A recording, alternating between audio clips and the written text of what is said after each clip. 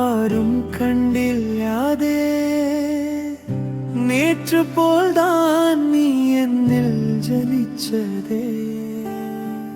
பூமியில் முதல் முறை தோன்றிய பெயருன்னதே.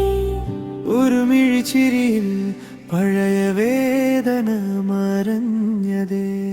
முதல் ஜென்மம் நீதான், இந்த ஹிருதயம் முக்கையும் நீதான். நான் தேடிய